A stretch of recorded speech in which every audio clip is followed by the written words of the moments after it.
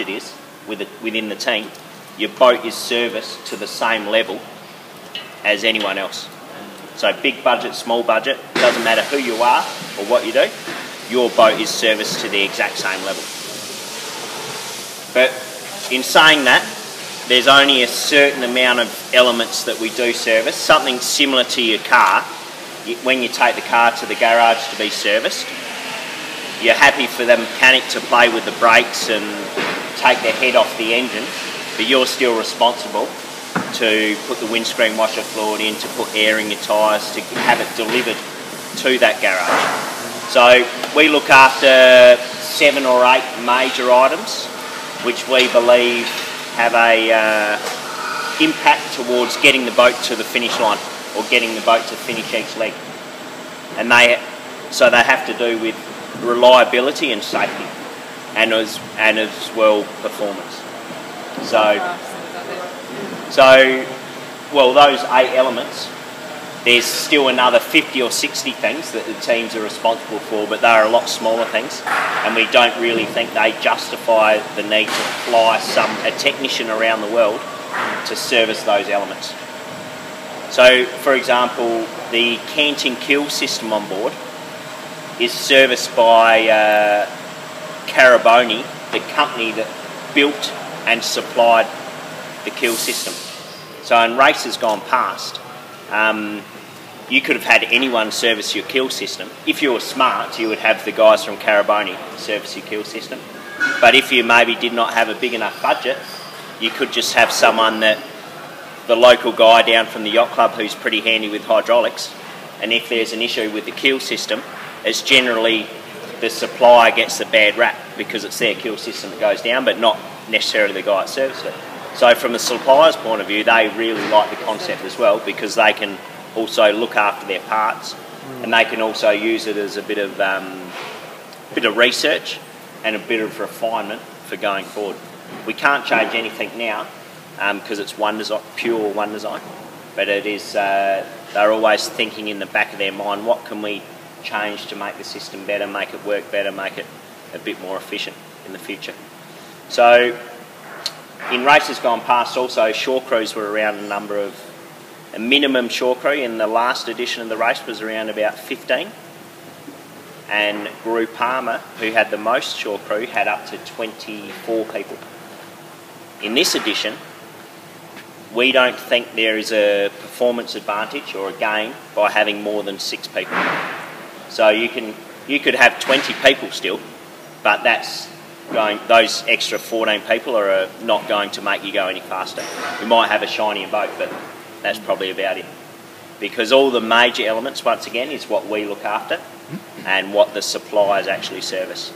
And that just helps these teams, well, especially in this economic climate, to come to the table and keeps the costs down. And we do that because people and logistics are what costs the money. So you could imagine flying 24 people around the world, just technical shore crew, not to mention everyone else in your team. That costs a lot of money. Whereas here, we still have a lot of people, but they purely come in just for the maintenance period, which we're in the middle of now. And the maintenance period finishes at the end of next weekend. And they all then go back to their normal jobs, which may be back at the Caraboni factory. So if you're paying for those 24 people, generally they're only practicing their trade maybe 30% of the time. The other time they're helping with tents and maybe packing freeze-dried food, and they're not getting as much as efficiently as possible. So that's a big burden on the budget, which hopefully we've relieved quite a bit. It's fair to say there was a lot of scepticism before the race on how it was going to work. I would go around and give keynote presentations to everyone and say how good and wonderful the boatyard's going to be. And I'll leave the room and they're like, good luck with that.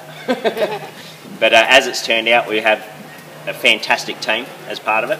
And I have a team of 15 full-time people that we build.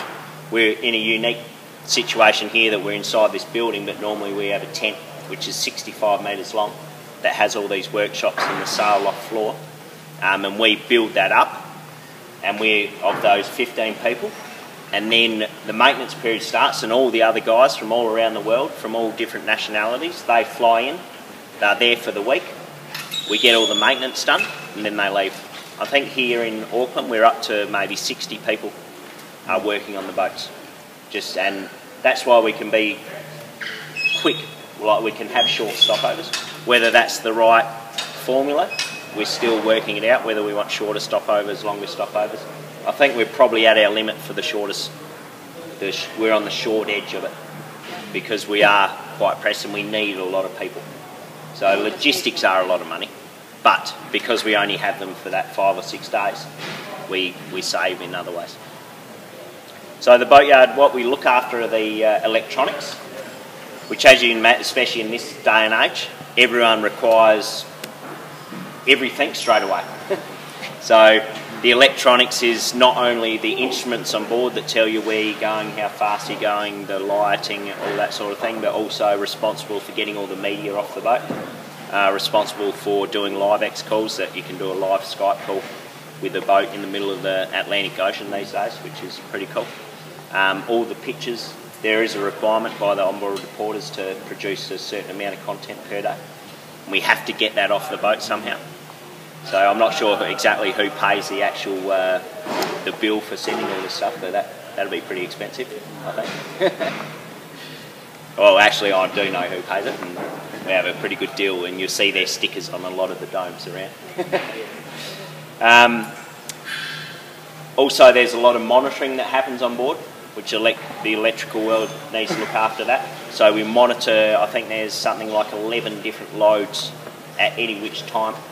So the forestay load, the side stay loads, the rudder strains, the keel pressures. So there's a lot, and we log all that data. So if there is some sort of breakage, we can always go back and have a look if there is a significant event to see if anything led to that. And we can actually also set that up to trigger if there is a significant event. It starts recording at a much faster rate. And we have the ability to record up to 20 times per second any particular load.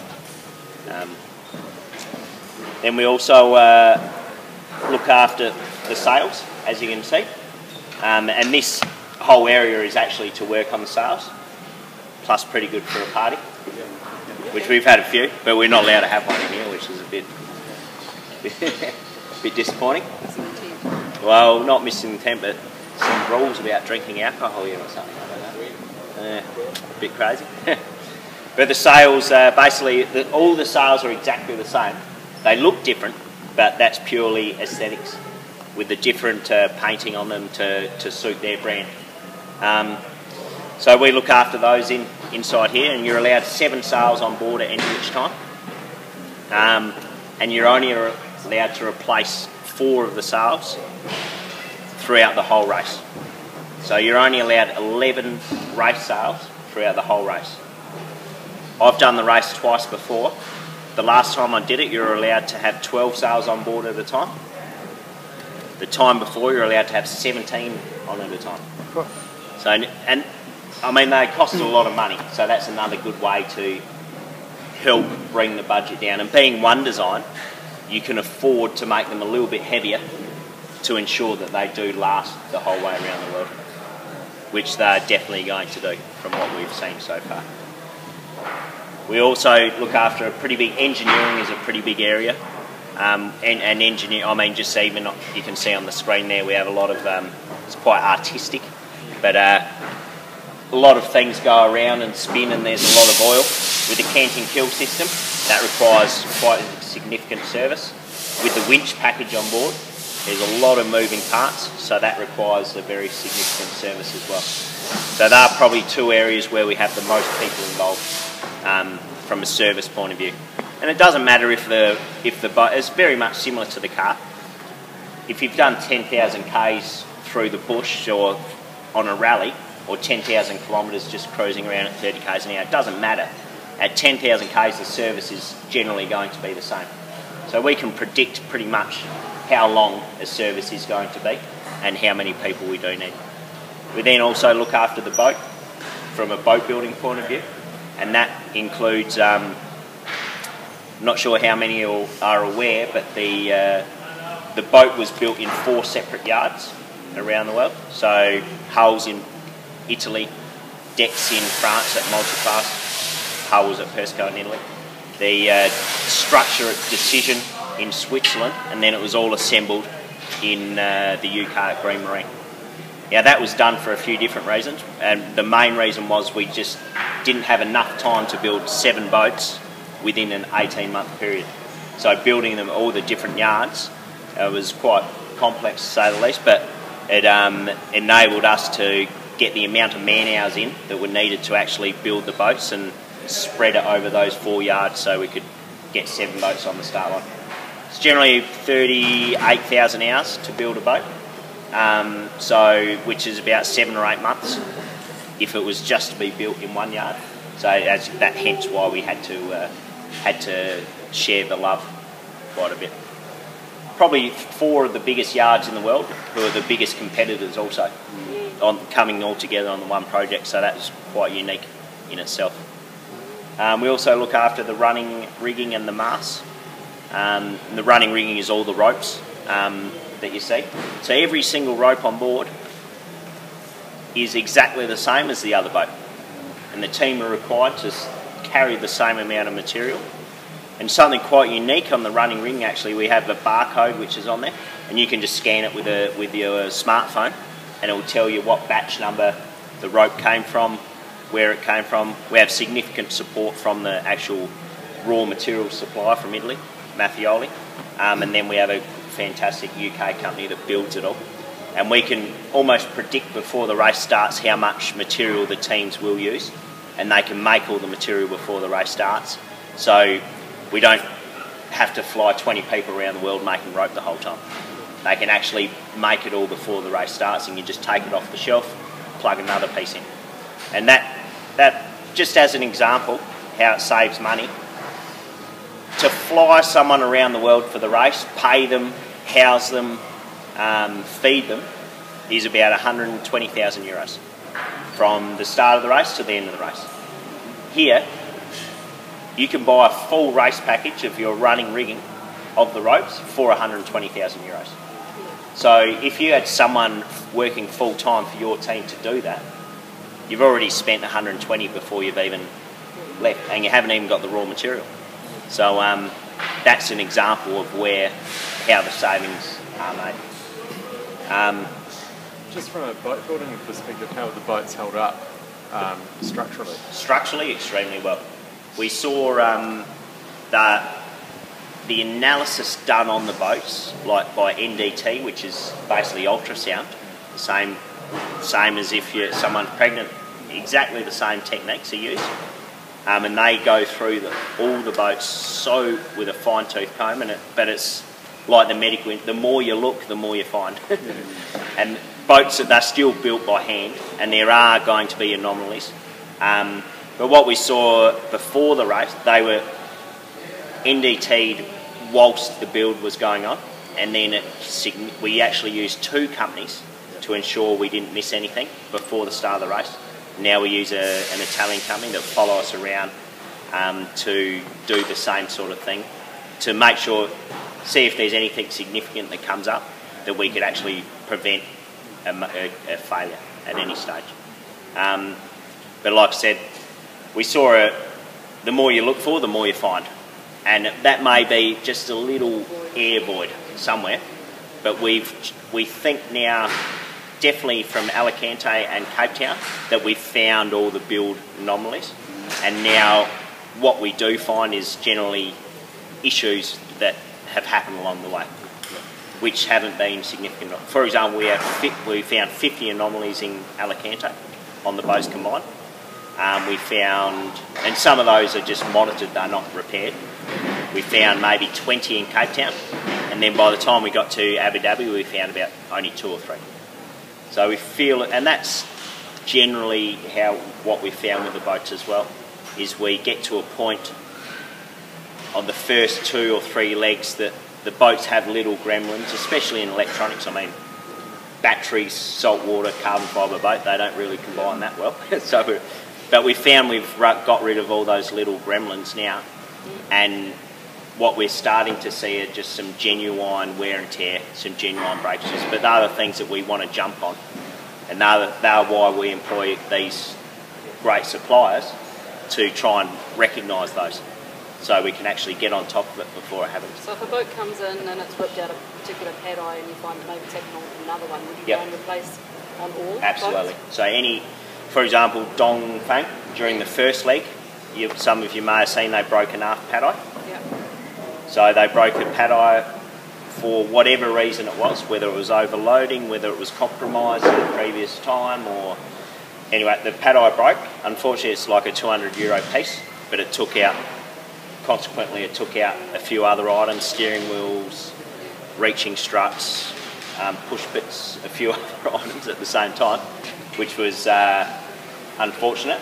But we recognised that there was a potential issue. We replaced all the pad eyes in Cape Town with the same ones, but non-compromised. They hadn't been bent and been pulled in the wrong direction or anything, which gave us time in Abu Dhabi to replace them with something a bit more significant. Fortunately, there wasn't another issue up to Abu Dhabi. We've now got significant pad eyes on the back of the boat, and if something breaks now, you're ripping the transom off the boat. So a small issue sometimes can turn into a fleet-wide issue. If there's one issue, we don't dismiss it. If there's two, we definitely look at it. And if it's three, it's a fleet-wide change. It has to happen. So it can turn sometimes small things into big items. But that's the one design. But what we can do now is just have a little walk through, just to walk through some of the workshops, and you can just see some of the guys and girls working and just see how it does go. It seems quiet in here at the moment. That's because everyone's up on the boats. Do we have safety kit? Yeah. And then we can get down the end there. You can have a feel of the sail, how it feels, and actually how strong and stuff it is. And then we'll go for a wander underneath the boats and explain a bit more there. What happens to these boats at the end of the race? At the end of the race, these boats are going to do another lap around the world.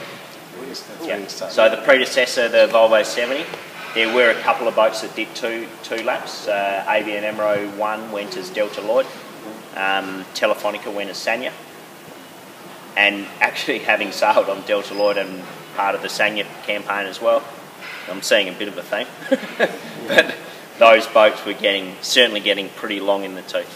Yeah. And they were sitting at around, by the time they started the second race, around 60,000 miles. Whereas now SEA, you look at SEA boat, looks brand new. That has done 60,000 miles already. And that'll be fine for another edition, maybe 3.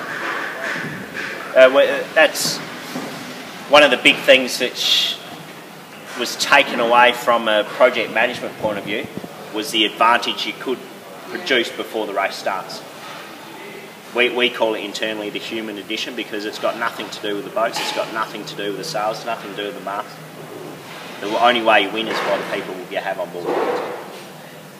And we try and limit the breakages, of course, to ensure that that is the reason that someone wins or loses. It's the human, the people who are part of the race. So why don't we go down, we'll have a walk through this container here, which is running rigging. And you'll see actually up on one of the walls is like a test frame.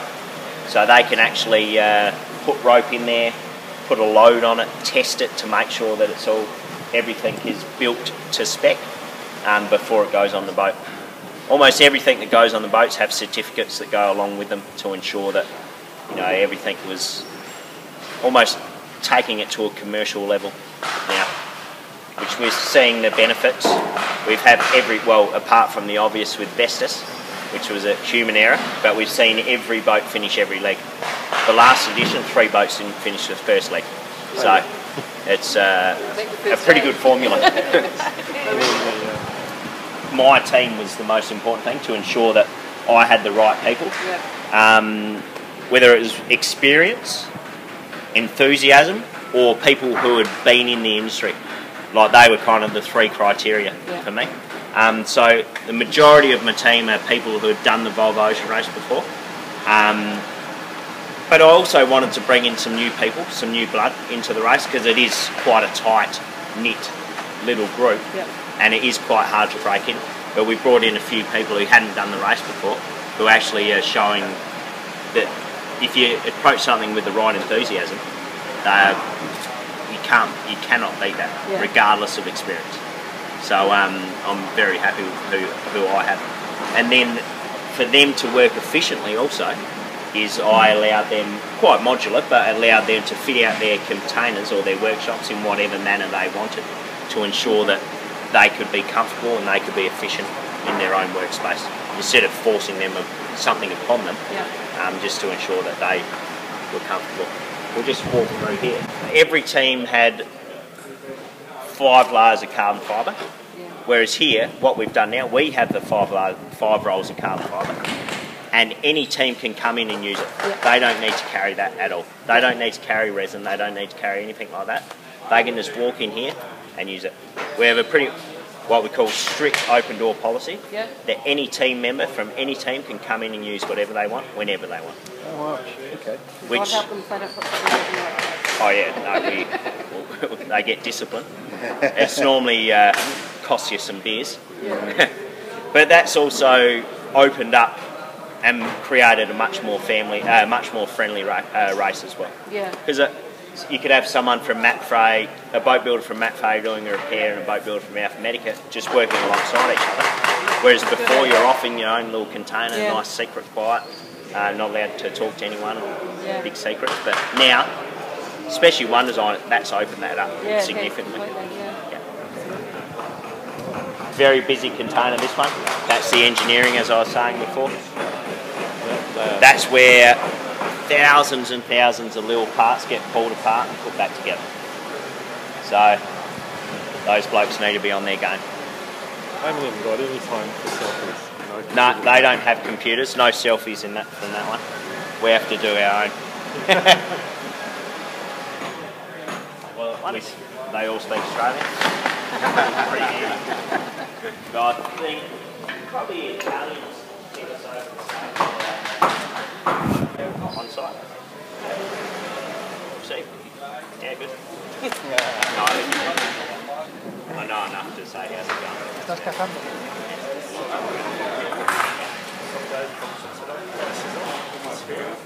Yes, we do have one.